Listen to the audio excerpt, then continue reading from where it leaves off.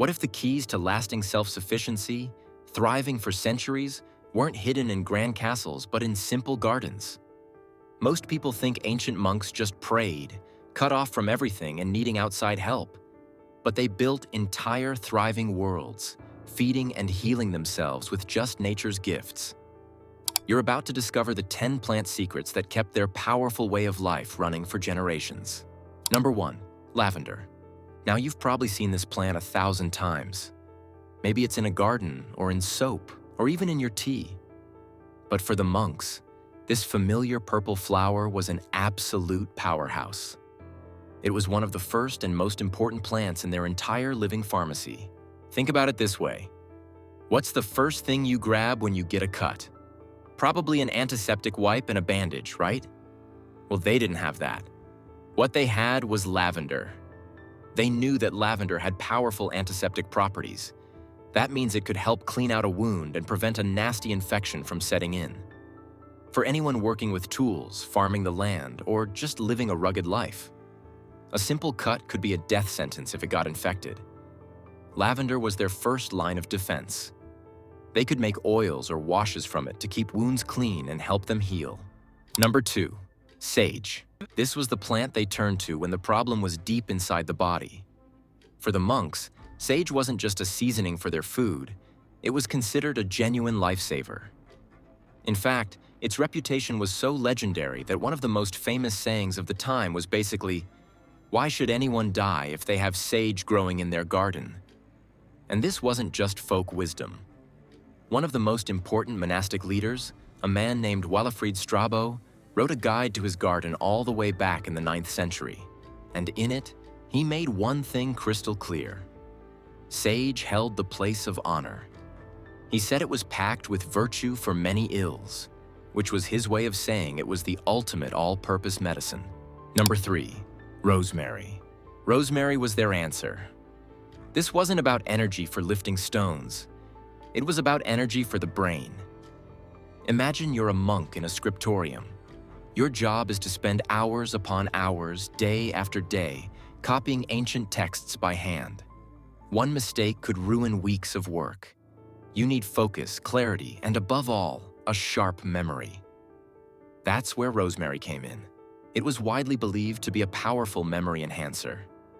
Monks would keep it nearby, simply inhaling the scent to stay alert and keep their minds clear during long, tedious hours of study and prayer.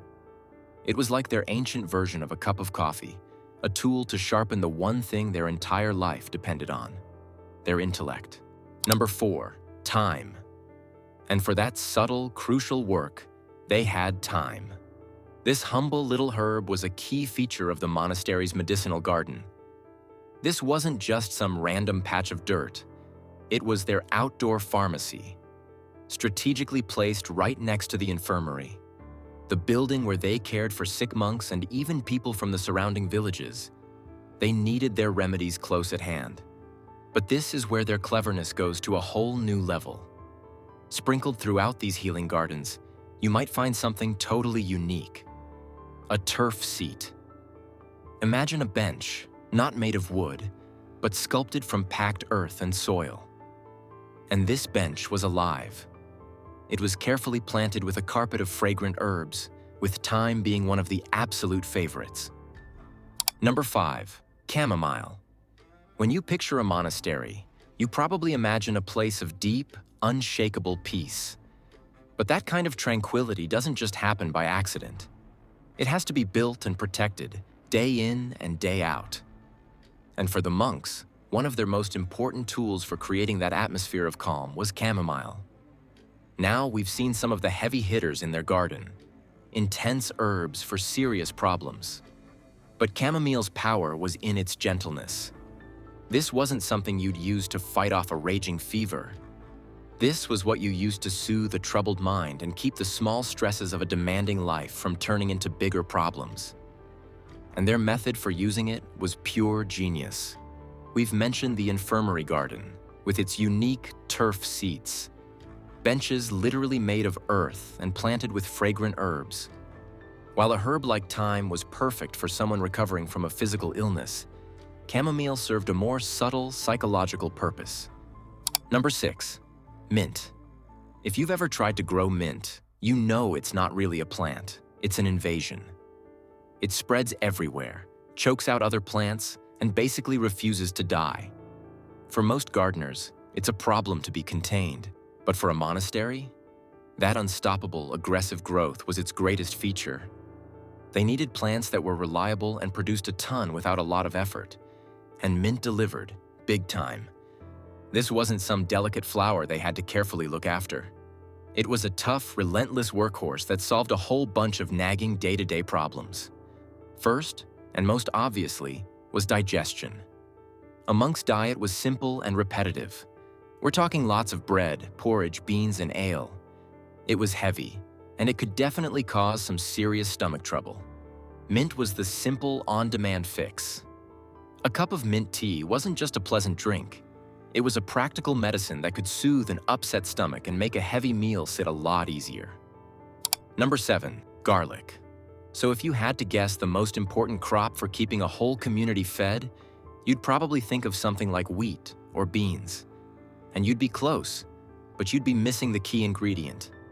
Because the monks knew that survival isn't just about calories, it's about making those calories worth eating. Imagine the diet.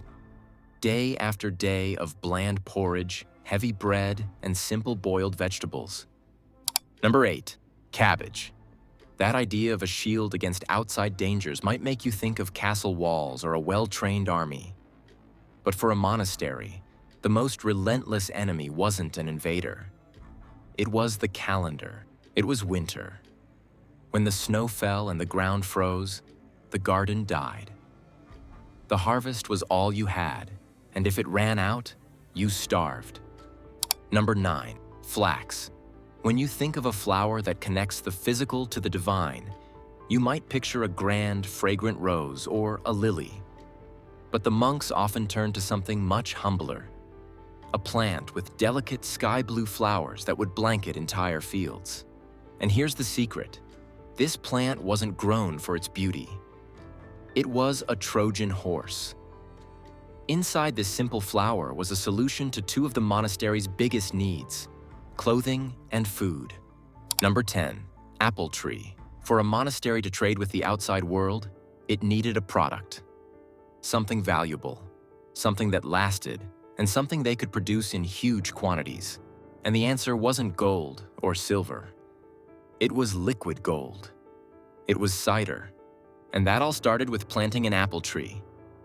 Unlike the herbs and crops we've seen so far, an apple tree wasn't a quick fix.